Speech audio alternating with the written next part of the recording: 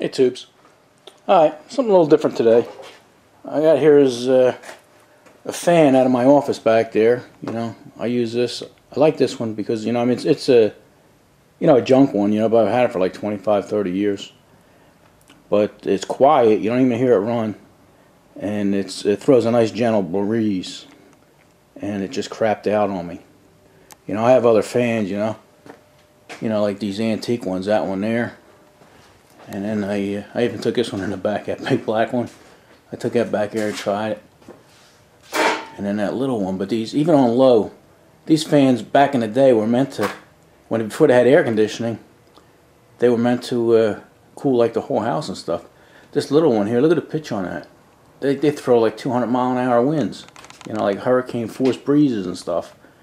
You know, I had that black one back there, and Christ, it threw every piece of paper on my desk all over the room. But anyway, instead of throwing this out and just trying to find another cheap one that runs slow and low, I was going to try and fix it.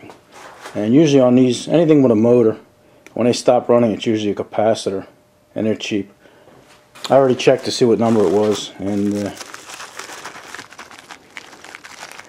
I picked this one up. It's funny, I think I paid $6 for this and $3 shipping. But if you get them from China, they cost $3 with free shipping right to the door. And anything you get anymore, anything electronics come from China. So let me plug this in. I'll show you what it did. What it did was it's just started running slow. It wouldn't start right away, and then it would run. And now it won't run at all. So we're going to plug in here. See, we got the red light on. And I don't know if you hear it. You hear it humming. And if you look at it, it's just the blade's trying to move,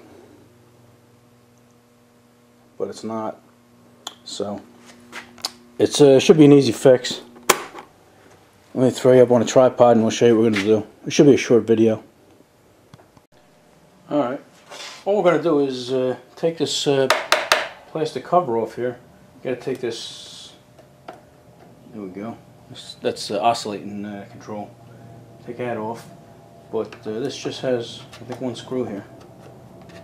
That's what I think. I had it apart because I had to check the value of the capacitor. Oh, you know what? Before you do anything else, turn off your electric or unplug it. Anyway, you don't get tickled. Okay. All it holds that on is that one screw. And this is what you got here. Let me take you off the stand here and show you a little closer. Okay. There's only two wires here holding it on. And if you look closely, I'm going to move in real slow. You can see it's actually cracked. It's strange because usually the newer capacitors, I mean by newer, you know, since like the 70s and stuff, they were using epoxy and stuff, and they would hold up for years. But this one actually has a crack in it. So let's take that off. And like I say, it's only one screw here. But look, I'm doing it left-handed. I was gonna put you on a tripod, but Christ, you're here. Might as well watch it, right? Okay, I think we're off. Yeah. Okay. Now, if you look on the bottom here, I'll try. I don't know how well you can see it, but it tells you the value. And by that, it has 2 UF. You know, that's microfarads, and it has 250 volts. So that's what you want to get. You know, you pick them up on eBay. But it may not look the same, but it's got to be the same value.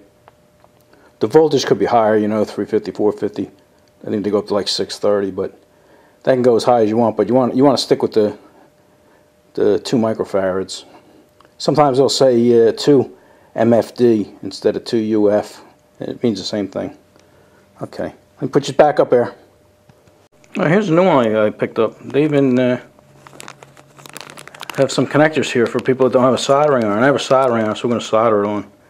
But let's take it out of the bag and I'll show you what I mean with the value. Here you go. You see it right there. It says 2 UF, 250 volts AC. Okay, this other stuff, hey, you don't worry about that, you know. That's for the electricians and stuff to worry about. Alright, this one's, I hope this one will work. This should work. I was worried about the mounting tab. I think it will work though. Alright, I'm going to unsolder that. You know, what you could do, you could actually just cut the wires if you want and put these on, and it would work with no problem. Yeah, like I said, that's if you're not a soldering iron. Also, some of them come just, you know, with the wires sticking out. Here's a capacitor for a ceiling fan, and it actually has the wires already embedded in it and stuff, and all you'd have to do is cut them and get some wire nuts like this. I'm trying to hold them. They're so tiny, they're falling out of my hands.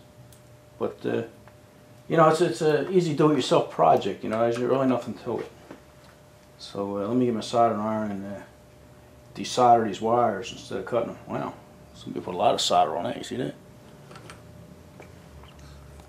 All right, I see my little soldering iron flashing over there. Looks like it's ready. So I'll zoom in a little bit.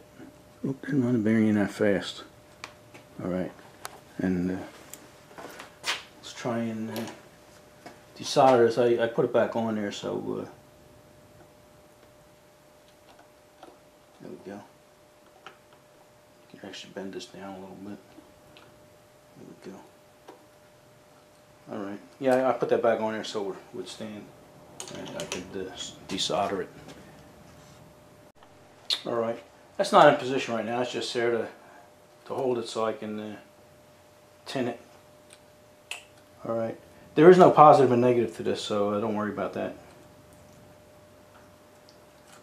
Just lost my little protector here. Put them out of the way. Get them out of the way. Alright, what I'm going to do is bend these down just to make it a little easier for me to tin it. That's just putting the solder on it. So when I put the wire on there, it'll just melt up on there.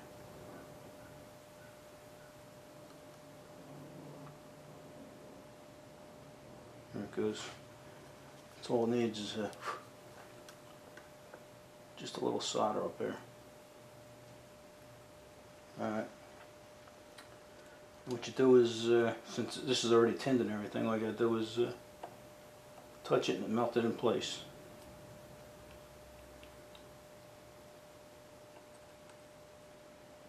There you go. Just that easy. And you bring your little protectors down over it.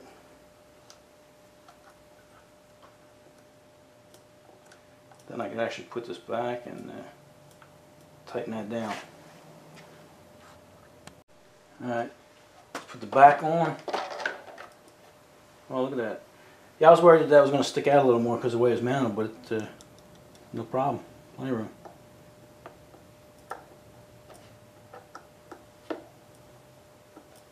There we go. I had trouble finding the hole there.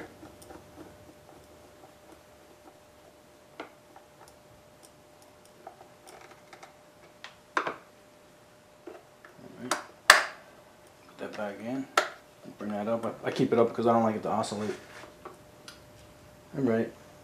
Let's back these up here. Oh, you're not backing up far enough. Alright, I'll take you off of here and then we'll give it a smoke test. Alright, let's plug these in here. Coming out the front to the control panel. And let's see. Off. Here we go.